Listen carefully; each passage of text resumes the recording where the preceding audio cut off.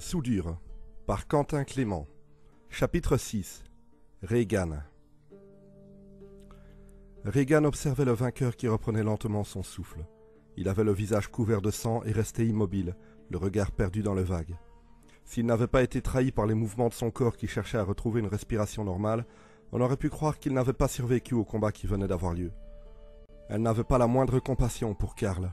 Ce pillard en particulier représentait tout ce qu'elle haïssait à Soudure. Un véritable sociopathe brutal et sadique à qui on avait donné bien trop de privilèges, notamment celui d'assouvir ses pulsions les plus abominables en toute impunité. Point Serré, quant à lui, était très différent.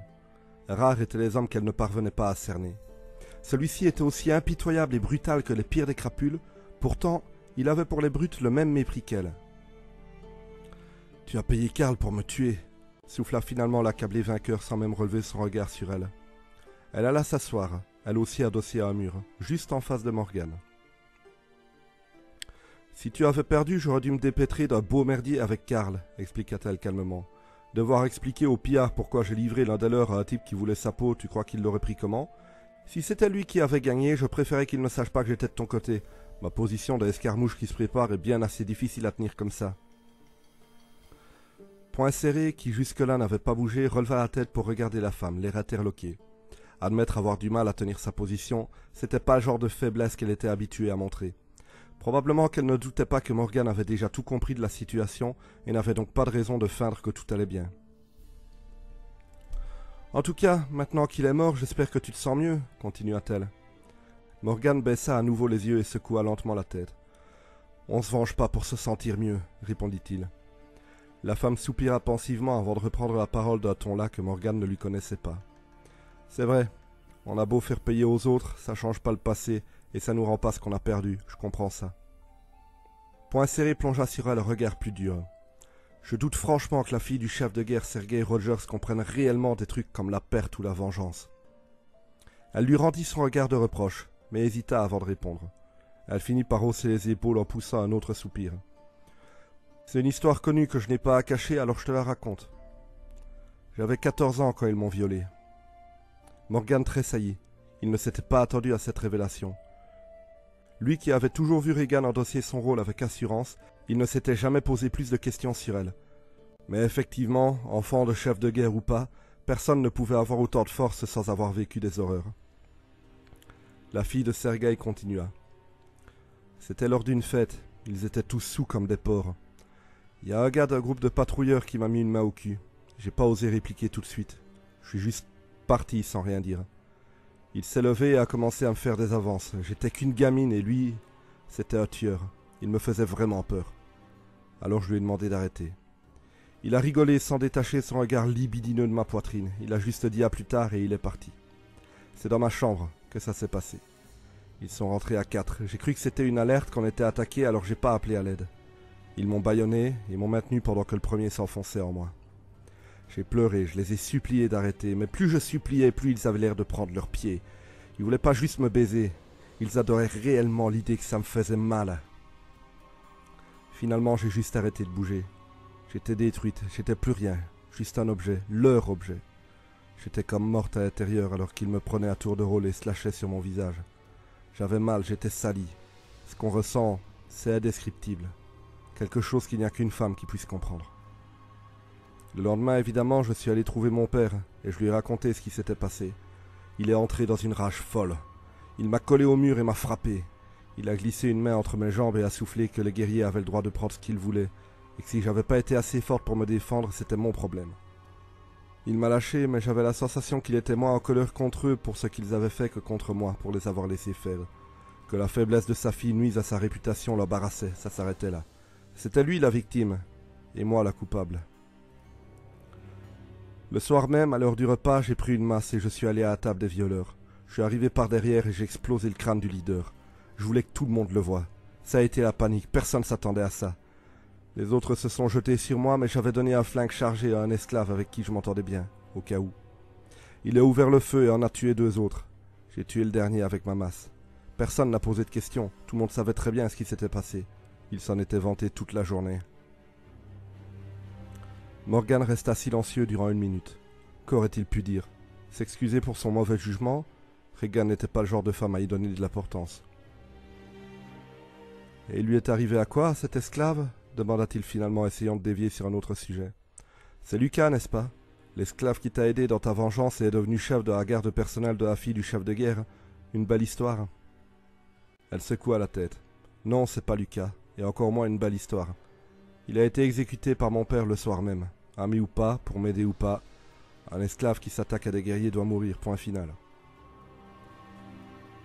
Point serré baissa la tête. Il avait vraiment sous-estimé les épreuves que cette femme avait traversées.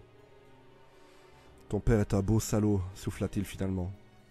T'as pas idée, commenta-t-elle en se relevant. Une fois debout, elle souleva doucement le haut de son vêtement, lui montrant son ventre jusqu'au bas de sa poitrine, dévoilant plusieurs anciennes cicatrices de brûlures lui parcourant les flancs et le dos, probablement laissées par un bout de métal chauffé au rouge. Morgan déglutit. Il n'aurait jamais imaginé l'enfer que Regan avait dû subir dans son enfance. Sergei Rogers était un fou, et que Soudure soit devenue ce qu'elle était avec des hommes pareils à sa tête n'avait rien d'étonnant. Face au mutisme de poing serré, la femme reprit la parole. « Je t'assure que même mon frère n'est pas aussi cruel. » Elle baissa les yeux, son visage affichant soudainement une profonde tristesse. Faut dire que tout ça, c'est rien comparé à ce qu'Harold a subi. Morgan ne posa pas de questions. Il en avait appris suffisamment pour se faire une opinion sur Sergei et n'avait aucune envie d'en savoir plus. La femme rabaissa son vêtement et se rassit, faisant de toute façon comprendre que la conversation était terminée. « On va rester coincé ici quelques heures, expliqua-t-elle. Profites-en pour te reposer. »« Et la mission d'éclaireur ?» demanda Morgan. « On doit plus trouver le camp de Feuerstein ?»« La mission est une réussite, répondit Regan en souriant. Le camp est à 2 heures de marche au nord-ouest. Malheureusement, on est tombé sur une patrouille. Ils ont buté Karl et tu t'en es sorti de justesse. » Le blessé observait la femme, dubitatif. « Je te croyais plus vif d'esprit, reprit-elle. Ça fait 2 jours qu'un groupe de pillards qui me soutient a trouvé où l'ennemi se planque. Ils ont fait en sorte que personne d'autre n'aille chercher dans la zone pour que ce soit moi qui les découvre. » Point serré ne répondit pas. Regan n'avait donc pas que le soutien des marchands et de quelques guerriers en marge des autres. Même certains pillards étaient de son côté. Depuis que Morgan était arrivé à Soudure, il allait de révélation en révélation, à chaque fois pour apprendre que ce qu'il croyait savoir sur l'influence de Regan n'était que le haut de la ruine enterrée dans la dune.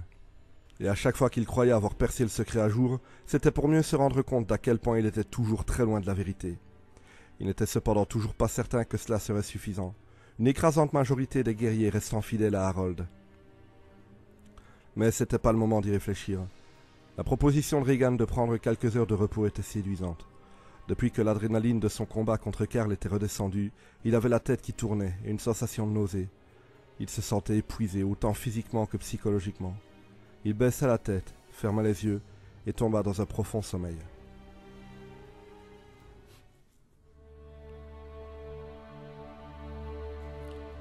Trois heures étaient passées. Regan avait veillé tout ce temps, observant l'énigmatique Morgan point serré dormir. Elle avait vu des tas d'hommes chercher la vengeance. La plupart étaient morts en essayant de l'obtenir. Les quelques autres avaient souffert face à la désillusion. On pense que la souffrance s'éteindra avec la vie de la personne qui nous a blessés, mais c'est faux. Elle continue de nous consumer jusqu'à ce que ce soit nous-mêmes qui nous éteignions. Contrairement à tous ces hommes, Point Serré avait déjà conscience de tout ça. Lucas le prenait pour une bête sauvage, mais elle n'avait jamais vu personne d'aussi pragmatique que lui. C'était d'ailleurs bien inquiétant. Maintenant qu'elle n'avait plus de monnaie d'échange, allait-il tenir parole et l'aider à faire tomber Harold à la mort de Sergei? En tout cas, pour le moment, il était de son côté à elle. Cela pouvait changer sur un coup de tête, mais c'était le lot de tous les guerriers qui s'étaient joints à elle. Elle se leva et approcha de lui. « Allez, Point Serré, on se réveille !» Mais l'autre ne bougea pas. « Debout !» Elle chota dans la jambe du blessé qui ouvrit les yeux. « Faut se remettre en route, ordonna-t-elle. J'ai pas envie de rester encore 1 heure ici. »« Ok, » souffla l'autre. Il tenta de se relever mais glissa et retomba sur le flanc. Il roula sur le ventre, commença à se mettre à 4 pattes mais fut pris de nausées de plus en plus fortes, jusqu'à expectorer une bile épaisse et jaunâtre. « Ça va aller ?» s'inquiéta Regan. « J'ai la tête qui tourne. » La femme approcha et l'aida à se relever. « Doucement, je crois que t'as une belle commotion, va falloir y aller mollo. »« C'est quoi, une commotion ?» demanda-t-il une fois sur ses jambes, basculant dans un équilibre précaire. « Ça veut dire que rentrer au camp va prendre plus de temps que prévu, et que demain tu participes pas à l'attaque, je te renvoie à Soudure. »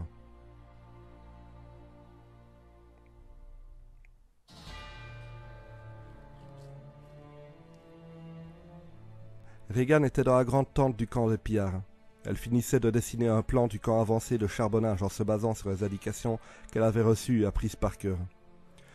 Feuerstein avait fait ériger une palissade de bois haute de 5 mètres, encerclant une zone fortifiée, presque aussi grande que le camp où Regan se trouvait.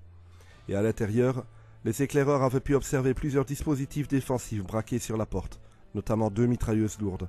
Passer par là, c'était du suicide. Des véhicules de guerre rapides avec un équipage réduit patrouillaient les alentours. Il était clair que l'état d'alerte serait donné sitôt que l'armée de soudure approcherait d'un pas. Un petit groupe bien entraîné pourrait éventuellement atteindre l'ennemi sans se faire voir, mais la force nécessaire à la victoire ne pourrait pas passer inaperçue. La zone était bien défendue, et Feuerstein savait visiblement ce qu'il faisait. La bataille n'allait pas être gagnée d'avance. Heureusement, depuis 2 jours qu'elle avait reçu les informations, elle avait eu tout le temps nécessaire pour cogiter et trouver un plan. Encore fallait-il qu'elle réussisse à convaincre ses hommes d'exécuter ses ordres. La tension montait petit à petit, alors qu'elle savait que dans quelques minutes, 3 ou 4 chefs de pillards allaient entrer et refuser de suivre ses directives. Avant de pouvoir combattre les ennemis de soudure, elle allait d'abord devoir batailler contre les hommes sous ses ordres. Elle appréhendait peut-être cette réunion plus encore que le combat à venir. Ils finirent par arriver. Ces gars parlaient tellement fort, tous à essayer de mettre un mot plus haut que les autres, que Regan les entendait approcher depuis longtemps. Pourtant, dès qu'ils entrèrent et la virent, penchée sur la table, les mains appuyées sur son plan de bataille dans une posture autoritaire, les fixant avec son regard défiant l'ordre établi, un silence de mort pesa soudainement sur le groupe. Ils étaient 4, elle les connaissait bien, tous aussi butés et virilistes les uns que les autres. L'ambiance devint immédiatement pesante alors qu'ils prenaient doucement place autour de la table. Regan, jusque-là, appréhendait cette entrevue. Mais lorsqu'elle les vit arriver, lorsqu'elle les vit la toiser comme il le faisait, refusant de la prendre au sérieux comme on l'avait moqué une trop grande partie de sa vie, l'appréhension fit instantanément place à la détermination. Elle allait prendre les décisions et ils allaient obéir. Point final. Elle n'avait absolument pas peur d'eux. Dans le quatuor, elle remarqua la présence de Moussa Moulenga. C'était un chef pillard plus craint qu'il n'était respecté. C'était aussi une incroyable grande gueule qui allait prendre la parole et s'imposer. Mais ça, elle l'avait déjà prévu. Il était assis face à elle, posant sur la femme un regard glacial et méprisant. C'était un colosse de 2 mètres de haut, aux bras larges et au torse puissant. Une véritable montagne de muscles à la peau noire ne mentant pas sur ses origines lointaines, comme son nez épaté et ses lèvres épaisses. Comme beaucoup de pillards, il avait le crâne rasé, et cette étincelle de violence dans le regard. Mais Regan n'allait pas se laisser intimider. Elle prit la parole. « Messieurs, j'ai trouvé la base avancée de Feuerstein. Elle est bien défendue, mais j'ai un plan. »« Un plan ?» l'a repris Moussa avec irrévérence. « Rappelle-moi, combien de situations du genre tu as connues, fille de Sergueï ? Heureusement que t'es là pour partager avec nous ta si longue expérience de la guerre et nous présenter ton plan. » Refusant d'entrer dans le jeu du pillard, Regan répondit d'un ton calme et assuré. « La tienne, de longue expérience de la guerre, ne t'a pas aidé à découvrir l'emplacement de l'ennemi. Alors ferme ta gueule et écoute les idées des gens qui savent se montrer efficaces. » Elle marqua une pause, attendant une réponse en toisant son interlocuteur. Mais l'autre ne rétorqua pas, se contentant de lancer à la femme un large sourire carnassier. Elle reprit finalement la parole. « Donc, la base est très bien défendue. Une attaque frontale n'est pas envisageable. Notre meilleure chance, c'est de réussir à les faire sortir de leur trou. » Moussa se leva pour mieux observer la carte dessinée par Regan. « Elles sont où tes grosses défenses ?» demanda-t-il avec dédain. « Un mur, quelques mitrailleuses, c'est peut-être très impressionnant pour une fille à son papa, mais pour des pillards de notre espèce, c'est la routine. On enfonce la porte principale avec une voiture bélier, on y va en force, et on les écrase avant qu'ils comprennent quelque chose. Point final. Il est pas bien mon plan ?»« Non !» répondit-elle sans cacher qu'elle perdait patience. « Il pue la merde, ton plan. Tu comptes sur l'effet de surprise alors qu'ils ont des patrouilles qui quadrillent tout le secteur ? Et la point 50 braquée pile là où tu veux mettre tous nos guerriers, t'as oublié de la prendre en compte ?» L'autre se renfrogna, sans pour autant perdre son air condescendant. Il laissa tout de même la parole à celle qui était censée diriger l'expédition. « Très bien, et ton idée en fait, c'est quoi ?»« On les fait sortir, lança-t-elle. On lance une attaque réduite, on leur fait croire qu'ils ont le dessus et on sonne la retraite. Ils nous poursuivent à l'extérieur, et là on leur tend une embuscade sur un terrain qui nous avantage. » Moussa ricana, vite suivi par les autres. Comme Regan l'avait prévu, c'était lui qui dirigeait la conversation, et ses 2 compères, tous chefs de pierre qu'ils étaient, n'en étaient pas moins des chiens soumis à leur mâle alpha, et attendaient de voir sa réaction à lui avant de décider de la leur. « C'est ton plan pour battre Charbonnage ? Fuir face à l'ennemi ?» Il approcha d'elle et posa une main faussement tendre sur la joue de la femme qui se crispa. « Ma belle, c'est pour ça que personne te prend au sérieux. T'as pas les tripes pour faire la guerre. Alors laisse ce boulot à ceux qui savent le faire. » Poussé à bout, Regan attrapa le colosse par le poignet et le tordit dans une douloureuse clé. L'homme voulut résister, mais la douleur devint vite insoutenable, et il n'eut d'autre choix que de se laisser mettre à genoux, alors que Regan l'amenait doucement au sol. Le soumis grognait, son visage déformé par l'intense souffrance infligée par la torsion. « L'idée n'est pas de fuir, » expliqua la fille de Sergueï, parlant volontairement très lentement pour allonger autant la durée de la conversation que celle de la douleur de son adversaire. Mais de jouer sur le fait que l'ennemi se sente supérieur pour l'amener dans une position où on aura l'avantage. Dis-moi, selon ton expérience de la guerre, je veux évidemment parler de l'expérience que tu es en train d'acquérir en ce moment même, alors que je te mets doucement dans une position qui m'avantage parce que tu t'es cru trop fort. Ce genre de plan fonctionne ou pas ?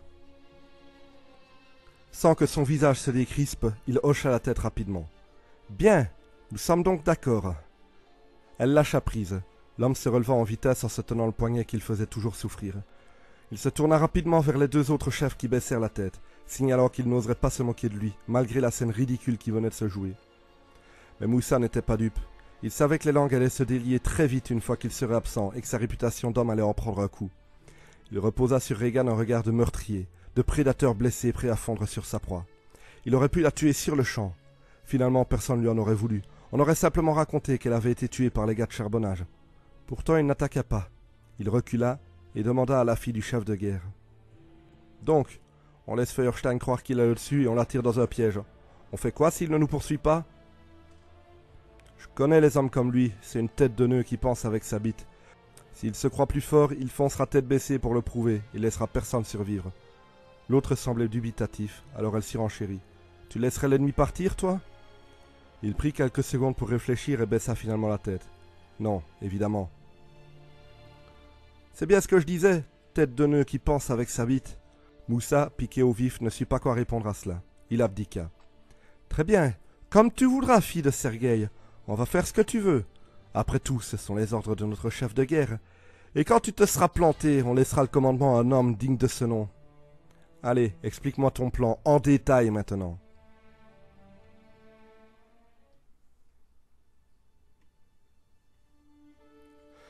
Regan entra dans la large tente qui lui servirait de demeure de fortune jusqu'à la fin des opérations. Elle était épuisée. Bien que toute la réunion se soit passée plus ou moins comme elle l'avait prévu, ses débats et ce stress l'avaient mise sur les rotules, et elle n'en pensait plus à grand-chose d'autre qu'à se coucher et dormir jusqu'à la bataille qui devait avoir lieu le lendemain. Lucas était là. Il l'avait attendue, probablement depuis des heures.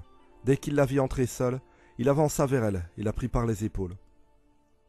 Elle glissa doucement une main dans la nuque de l'homme pour rapprocher leurs visages jusqu'à s'embrasser. Personne n'avait conscience de ce qu'ils étaient réellement l'un pour l'autre. Leur relation était une faiblesse que quelqu'un comme Harold pourrait facilement retourner contre elle, alors il la gardait secrète. Regan n'avait aucune envie de retrouver Lucas dépecé et cloué à sa porte un beau matin. « Alors » demanda-t-il après cette tendre salutation. « Ils ont plié ?»« Ils ont plié, » acquiesça-t-elle. « Demain, je vais mener l'assaut et ils suivront mon plan. » Lucas posa une main sur la joue de la femme qui poussa un soupir de bien-être, profitant un instant de la douceur apaisante du contact avec l'homme qu'elle aimait, se laissant même aller à fermer les yeux. Lorsqu'elle les rouvrit, elle vit le visage de Lucas. Il ne cachait pas qu'il était mort d'inquiétude. Elle lui prit la main et y posa un baiser. « Tout va bien, mon amour, tu as l'air inquiet. » Il recula doucement et sa tendresse fut remplacée par un ton plus grave. « Oui, je le suis et toi aussi tu devrais l'être. » Croyait-il vraiment qu'elle ne ressentait aucune inquiétude? Tout était sur le point de se jouer. Si la bataille tournait mal, plus personne, jamais ne lui ferait confiance. Et tout ce pourquoi elle s'était battue toutes ces années serait réduit à néant. Plus les minutes passaient, plus elle sentait une boule lui nouer le ventre. La force des choses l'avait forcée à tout miser sur les événements d'une seule journée. Aussi forte et sûre d'elle qu'elle l'était, penser qu'elle pouvait ne pas être inquiète tenait du rêve. Le genre de rêve surréaliste où les héros sont placés sur les piédestaux d'où on ne peut voir aucune de leurs faiblesses. « Tu crois que je ne suis pas inquiète ?» demanda-t-elle sans cacher ses émotions. « Demain, tout va se jouer et on va tous risquer nos vies. Alors oui, c'est normal que nous ayons peur. »« Mais ça va trop loin, Regan !» Elle recula d'un pas, établissant une réelle distance entre elle et Lucas. Elle perdit elle aussi sa tendresse, en même temps qu'elle perdait patience face à cette conversation qu'elle avait déjà eue 1000 fois. Tu vas pas recommencer, cracha-t-elle. Je ne vais pas abandonner maintenant. Abandonner qui? Rétorqua l'homme avec une impatience aussi soudaine que celle de Regan. Les guerriers? Harold? Ton père? Tu les hais tous autant qu'ils sont et tu t'apprêtes à faire la guerre et à risquer ta vie pour eux. Tu trouves ça cohérent? Je me fous pas mal de chaque individu qui va crever dans cette bataille, le reprit-elle. Je me bats pour Soudure, ni pour ma famille de merde, ni pour ceux qui la servent. C'est pas pour améliorer les choses qu'on se bat, toi et moi? Un instant passa, alors que Lucas tentait de reprendre son calme et de peser ses mots. Moi, c'est pour toi que je me bats, répondit-il pour calmer la dispute. Je suis prêt à mourir pour toi, Regan. Mais ce qui va se passer demain... Ce qui va se passer demain changera tout, l'interrompit-elle. Tu y crois vraiment? Tu crois vraiment qu'après une petite victoire, d'un coup, tous les guerriers fidèles à ton frère vont le trahir pour se joindre à toi? Depuis que tu as commencé, t'as pas encore réussi à en réunir une dizaine. T'as réussi à faire croire à ton poing serré que t'avais une armée derrière toi. T'as fait circuler des rumeurs sur l'un et l'autre pour qu'on pense que tu avais réussi à recruter dans les rangs d'Harold. Mais quand le combat va avoir lieu, tu auras personne de ton côté. Il avait raison.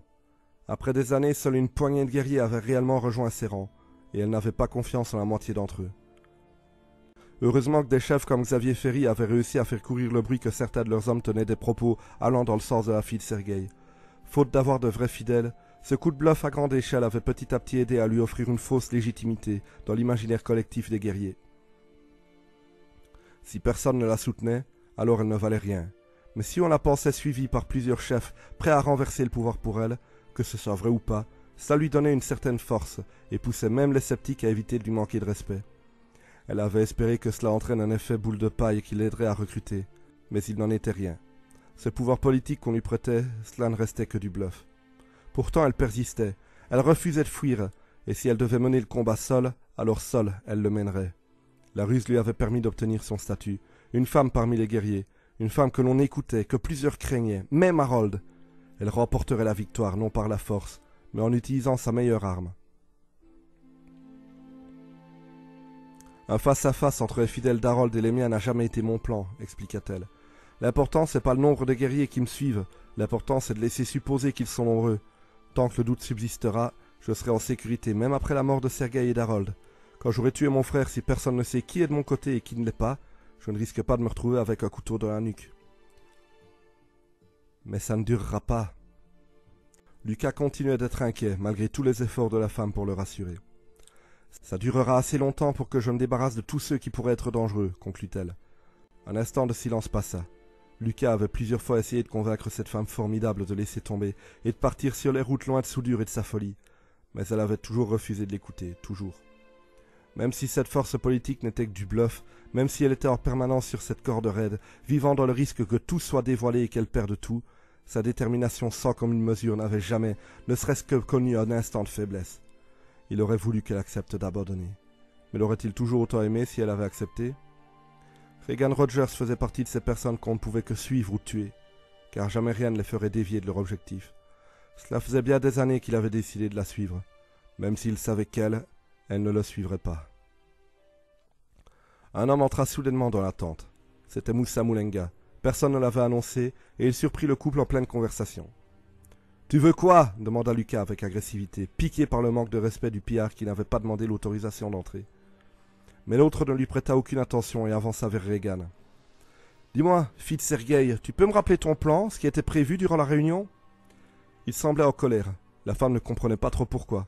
Des quelques guerriers qui lui étaient réellement fidèles, Moussa était probablement, juste après Lucas, celui qui risquait le moins de changer de camp. « Tu devais t'opposer à moi, répondit-elle calmement, sans se laisser intimider par le colosse. Tu devais prendre la parole et ne pas laisser les autres en placer une, qu'ils ne soient que spectateurs pour que lorsque tu acceptes mon plan, ils se résignent. Si même le grand Moussa Moulenga suit mon plan, personne ne va reculer. C'était ça, ce qui était prévu. Très bien. Et tu peux me rappeler à quel moment c'était prévu que tu essaies de me péter le poignet? Cette fois, il fit un pas en avant vers elle, la toisant des deux têtes qu'il faisait de plus que la femme qui sentait déjà l'adrénaline la piquer. T'étais pas censé poser ta putain de main sur moi, aboya-t-elle. T'es peut-être un chef pillard, mais tu restes en dessous de moi. Et si je dois te le rappeler encore, la prochaine fois je te pèterai réellement ton putain de poignet et le reste de ta putain de gueule avec. Lucas approcha, son poing droit serré et prêt à frapper. Il se plaça juste à gauche de Moussa. L'autre se tourna vers le blond qui lui arrivait à peine aux épaules et posa sur lui un regard de prédateur. Te mêle pas de notre conversation, gamin. Ou peut-être que tu as un problème avec moi? J'ai 2 problèmes, répondit Lucas avec provocation. Premièrement, ta couleur de peau, je l'aime pas. Moussa serra les poings. Il était à 2 doigts de fracasser le crâne de ce petit avorton juste pour faire un exemple, mais le laissa continuer. C'était le second de Regan Rogers, et il la croyait aussi puissante qu'Harold. Deuxièmement, continua Lucas, je vois pas pourquoi tu serais prêt à abandonner tes privilèges de chef Pierre pour Regan, alors j'ai pas confiance en toi. Ta confiance, je lui fais une faciale et je te la pousse au cul, connard, le reprit Moussa de volée. Tu parles de quel privilège exactement? Celui d'aller crever en sous-nombre contre des gars mieux en mieux armés qui défendent charbonnage? Y a combien de bras à soudure qui pourraient rejoindre l'effort de guerre, mais à qui on interdit de prendre les armes? Combien de combattants qui meurent toutes les semaines dans ces combats de viande inutiles? Moussa avait beau être un chef pillard, il ne croyait pas une seule seconde dans la politique de la famille Rogers qui mettait les guerriers sur un piédestal. Lui, c'était un homme de terrain qui ne connaissait rien d'autre que le front. Il se souvenait de la grande époque où soudure était crainte de tous, et aujourd'hui, ils avaient des rivaux. Leur force de frappe fanatique avait atteint ses limites, et ils perdaient de plus en plus d'hommes difficiles à remplacer. Et plus les chefs pillards se plaignaient que leurs guerriers mouraient, plus Harold considérait qu'on laissait des gens trop faibles les rejoindre, et donc il durcissait encore les conditions pour partir se battre. Lorsque les premiers combats de viande eurent lieu, lorsque Moussa apprit qu'à Soudure on tuait de bons combattants pour le plaisir du peuple, au lieu de les envoyer se battre et être utiles en mourant au combat, il hésita à partir fonder une troupe de mercenaires bien loin de la ville qu'il avait vue naître. Mais un jour, il rencontra Regan, la fille de Sergueï. Elle promettait de libérer les esclaves et de leur apprendre à se battre pour écraser l'ennemi sous le poids du nombre. Plus aucune mort inutile, c'était sa promesse. Et ça lui parlait. Soudure était forte. Si elle arrêtait enfin d'être stupide, personne ne pourrait l'arrêter. Pour Moussa, ils avaient tous besoin de quelqu'un comme Regan aux commandes. Pas d'Harold, ce pseudo-nouveau Sergueï qui était de toute façon loin d'avoir la hargne de son père. Ces histoires de privilèges et de guerriers qui sont au-dessus des autres, c'est à cause de ça qu'on prend des raclées et que mes hommes crèvent les uns après les autres, continua le pillard. À cause des décisions d'Harold et de Sergueï qui restent bien planqués dans leur petite forteresse, bien éloignés des combats, à se persuader qu'ils sont supérieurs. Vos histoires de supériorité et d'infériorité, les gars comme moi savent mieux que personne où ça mène. Alors tracasse pas pour ma loyauté, elle faillira moins vite que celle d'une raclure comme toi qui va te chier dessus au premier affrontement. Lucas allait répondre, mais Regan prit la parole avant lui. On a bien compris, Moussa. On sait de quel côté tu es. Maintenant que tout est clarifié, tu peux y aller. L'autre toisa encore quelques secondes le blond qui soutenait son regard, puis quitta les lieux sans rien dire. Regan soupira et se tourna vers Lucas. Sa couleur de peau? T'es sérieux, là? Quoi, il est pas noir? Elle répondit d'un ton sec, réussissant même à embarrasser son second. La seule chose qu'il est, c'est un chef Pierre de mon côté. Tu te plaignais il y a 2 minutes que je n'avais pas assez de fidèles, mais là tu prends carrément le risque de me faire perdre un soutien pareil? Lucas baissa les yeux. Il ne savait plus quoi répondre. Regan lui présenta une chaise posée devant une table, à côté de la couche dans le fond de la tente. Maintenant baisse ton froc et va t'asseoir. Puisque demain on va crever, ce soir on va baiser à mort. Fin du chapitre 6. Merci à tous d'avoir suivi cette vidéo. Si vous l'avez aimé, je vous invite à commenter, laisser un pouce levé et à la partager. Vous pouvez aussi mettre la cloche pour ne pas rater mes prochaines sorties, mais aussi vous abonner en cliquant juste ici. Retrouvez aussi une autre de mes séries narratives ici. Et en attendant, merci encore d'être resté jusque-là. C'était Quentin Clément et le vaisseau de Kuntai ne peut reprendre sa route vers de nouvelles aventures narratives. À la prochaine.